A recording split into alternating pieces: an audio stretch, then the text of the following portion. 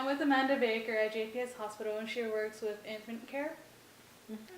I look after newborn babies, the mums sometimes too, but mostly the babies. Did you envision that you'd be taking care of infants that would be born to mothers who had substance abuse issues? Never. I'd never really thought about it. I never really come across it until I came to JPS. And then we were still, we got one in and I got interested in it then. We weren't very good at assessing them initially when I first started looking after them. So I did some research into that, and then I read a pamphlet on for the parents on how to take care of them after they go home, because we put them on morphine if we need to, and then we slowly decrease the morphine until they're off the morphine and able to go home. But those babies are still going to display some of the symptoms of withdrawal, and they can do that for up to 6 months after they go home. And often the parents don't realise that. They're thinking they're getting this baby home who's going to behave perfectly, and they don't.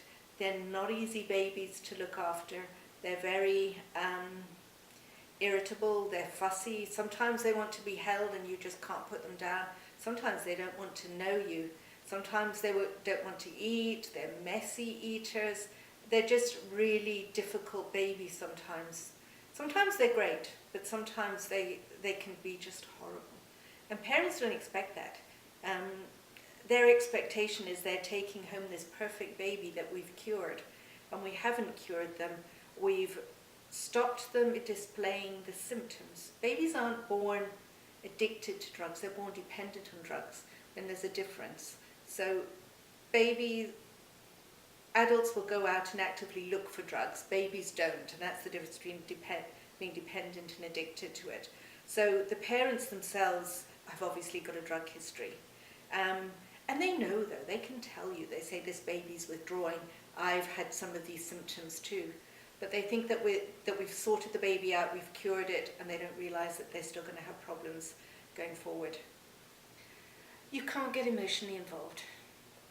Mentally, it's frustrating because you know that it didn't need to happen. But the frustration comes in trying to help those mothers cope as well. Some of them know from the outset that they aren't going to get to keep their babies. You know that there's a reasonable chance. If they're with the program, if they're in a recognised treatment program, and if they follow the rules, they have a better chance. Now there's 3 levels of CPS removal. There's the one where they will just go, you report that there's some sort of problem, and they'll go and they'll interview the parents. They might do a home visit and decide that everything's okay. And those we usually get with the mothers that test positive for marijuana. And we're seeing a lot more marijuana. We're seeing a lot more drug abuse actually, but definitely marijuana. So those CPS aren't even interested in marijuana these days. There's so much of it around. Then the second level is where they'll go assess the situation, interview the parents, and then they might want the baby to either go to a family member or a family friend, but they'll still let the parents have contact with the baby. And then the third level is where we have removal, where they'll go to court and remove that child. And we do see that fairly often. I'd say 1 out of every 3 cases it ends up as a removal. Sometimes family members have had removals as well, so they're just not viable. Sometimes they just can't find anyone. Often they go to foster. Occasionally they'll go to someplace like Gladney or to one of the orphanages, but usually they'll go from there to someplace else. Again, we never find out what's happened with them. So that's why you can't get emotionally involved. You'd love to, sometimes just say, I'll take this baby home with me, but you can't, and you know reality that you can't.